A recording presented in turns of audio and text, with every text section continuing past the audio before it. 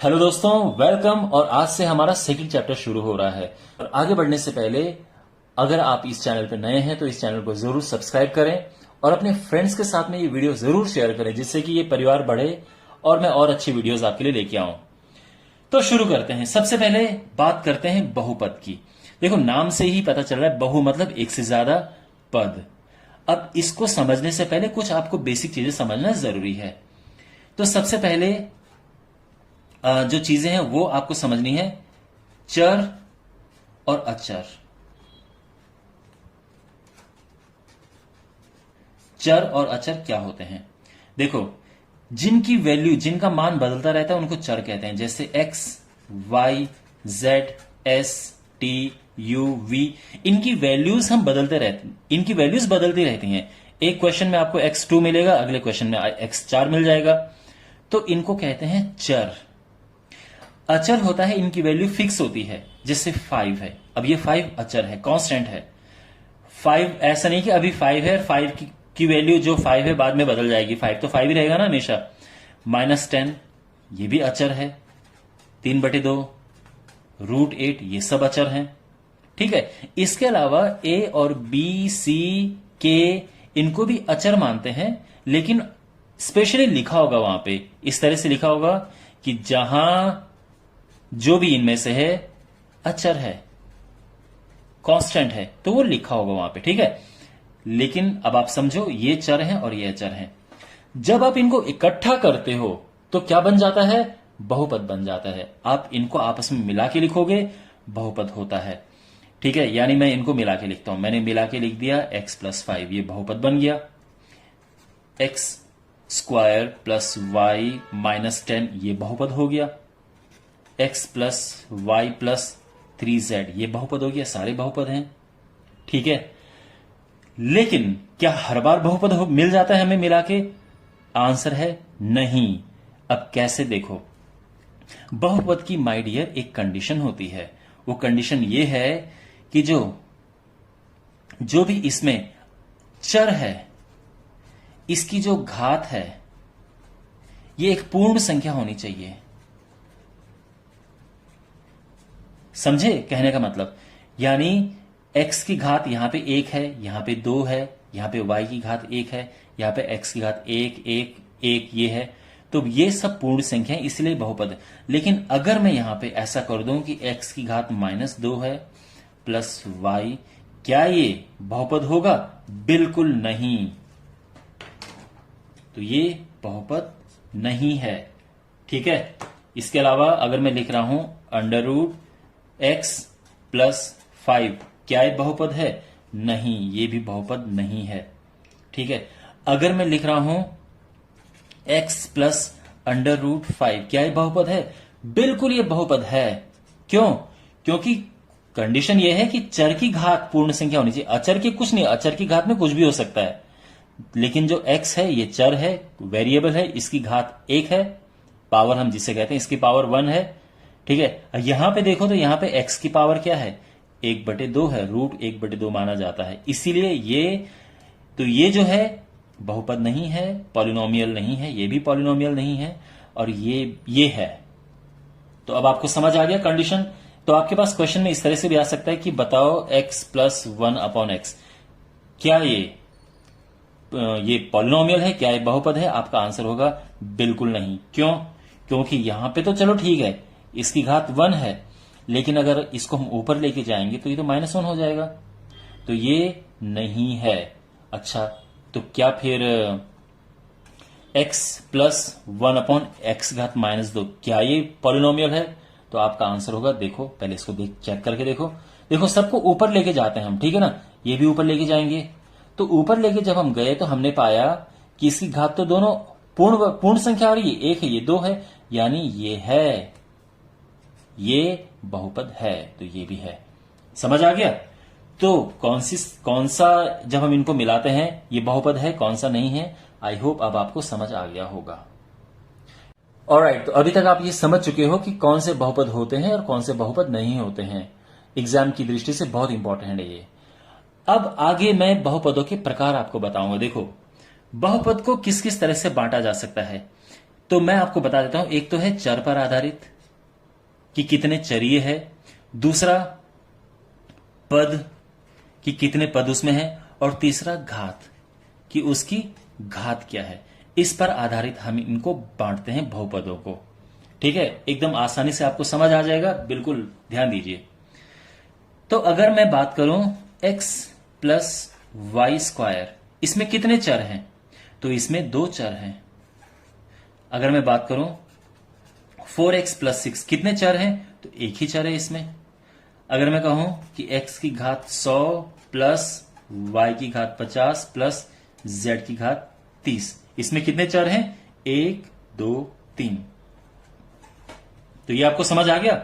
चल, तो इसको हम कहेंगे 2 चरीय, ये 1 चरीय है, ये 3 चरीय है। सिंपल। अब बात करते हैं पद की। तो देखो, अगर मैं लिखूं केवल 4x, इसमें कितने पद हैं? ये केवल एक पद है, तो ये होगा एक पदीय। ठीक है, इसको इंग्लिश में कहते हैं मोनोमियल, अगर आप जानने में इंटरेस्टेड हो तो। अगर मैं कहूं 4x प्लस 3, तो इसमें कितने पद हैं? इसमें है 2 पद, यानी एक ये है और एक ये है। तो जो प्लस या माइनस होते हैं वो पदों को अलग अलग करते हैं, तो ये है द्विपदीय। ठीक है, या सिंपली द्विपद कहेंगे इसको, द्विपद। ये एक पद द्विपद। ओके, तो ये द्विपदीय हो गया, यानी इसको इंग्लिश में बाइनोमियल कहते हैं। इसके बाद 4x square plus 3x plus 1, तो ये हो गया त्रिपदीय, ट्राइनोमियल, त्रिपदीय। ठीक है, लेकिन ध्यान रखना ये सब एक चरीय है, एक चरीय एक चरीय एक चरीय। मैं एक चरीय इसलिए लिख रहा हूं क्योंकि जो सिंगल वेरिएबल होता है वो बहुत पॉपुलर होते हैं। आपके पास ज्यादातर क्वेश्चन सिंगल वेरिएबल वाले ही आएंगे, यानी आपके पास बहुत कम ऐसा होगा कि एक्स वाई मिक्स करके आएगा, या तो सारे वाई होंगे या सारे एक्स होंगे। तो ज्यादातर ऐसा है आपके पास, लेकिन ऐसा नहीं कि अगर इस तरह से बिल्कुल भी नहीं आ सकता। हो सकता है कि आपको एग्जाम में पूछने के लिए आ जाए कि बताओ इसमें कितने चर हैं या इसकी घात क्या है, जो हम अभी पढ़ेंगे। लेकिन ज्यादा जो पॉपुलर है वो आपके पास एक चर है, सिंगल चर आएगा। ठीक है, हो सकता है केवल y हो, Y square plus 4y plus 7, ये भी त्रिपदीय हो गया। ठीक है, फिर इसके बाद u की घात 3 minus 6u square plus 2u plus 1। ठीक है, तो ये इसमें 4 पद हैं। तो इसके बाद अब सबको हम बहुपद बहुपद बोल देते हैं। वैसे अगर टेक्निकली देखें तो एक पद के अलावा सारे बहुपद होते हैं, वैसे ये भी बहुपद में आता है, तो है तो सारे बहुपद। लेकिन क्वेश्चन अगर यह आ जाए कि इसमें कितने पद हैं, तो आप बोल सको कि इसमें 4 पद हैं। ठीक है, और इसमें कितने चर हैं? तो इसमें केवल एक चर है, इसमें भी एक चर है। ठीक है, अब बात करते हैं घात की। ये बहुत इंपॉर्टेंट है। घात क्या होती है माय डियर? घात होती है किसी भी बहुपद की घात, उसकी सबसे बड़ी घात होती है।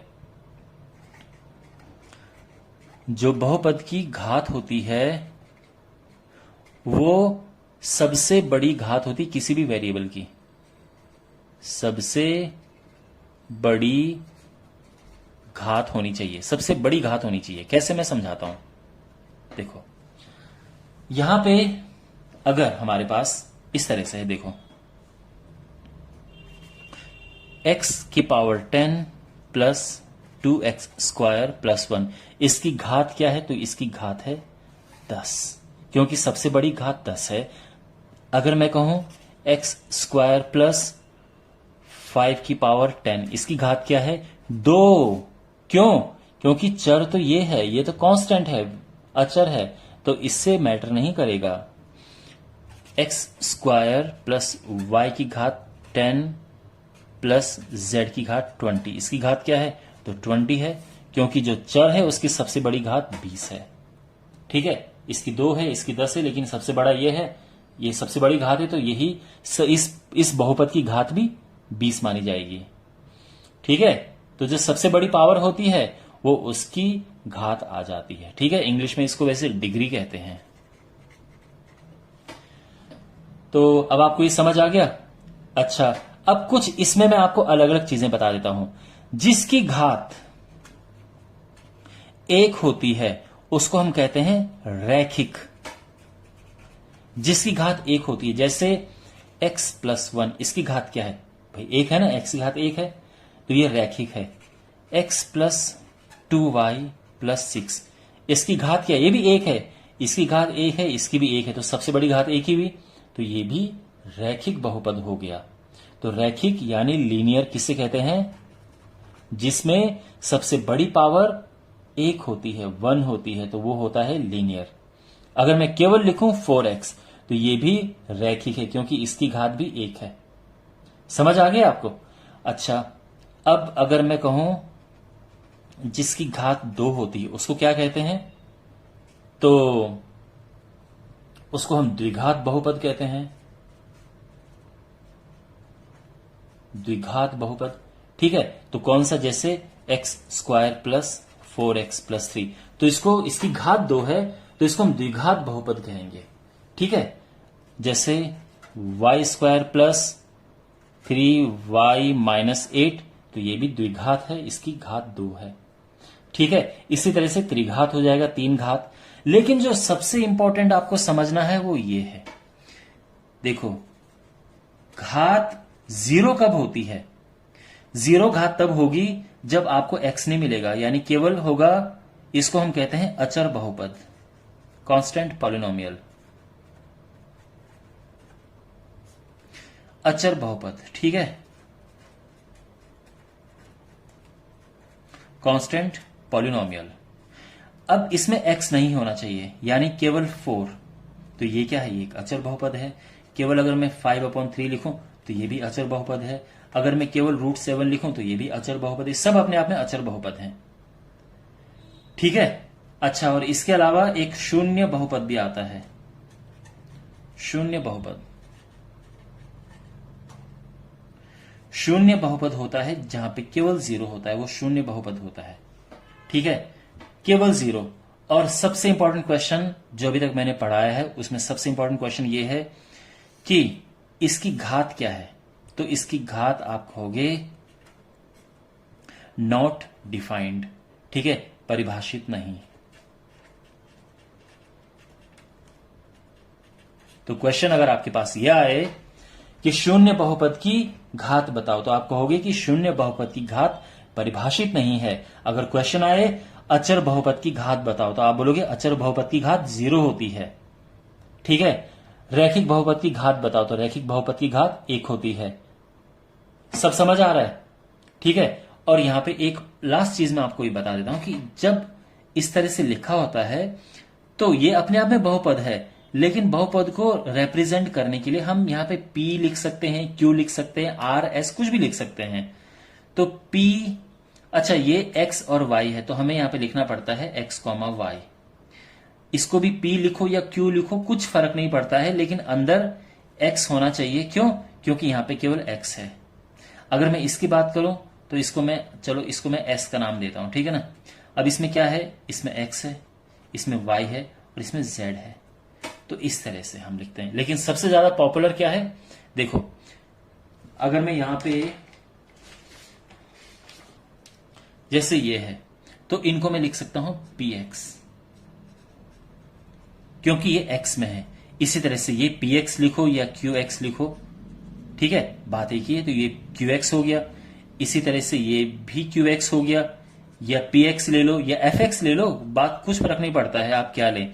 चलो इसको मैं f ले रहा हूं, लेकिन अंदर जो है वो y यहां पे होना चाहिए। देखो यहां पे x है तो अंदर x होना चाहिए, यहां पे y है तो ये y होना चाहिए। ये केवल बहुपद को रिप्रेजेंट करने के लिए है।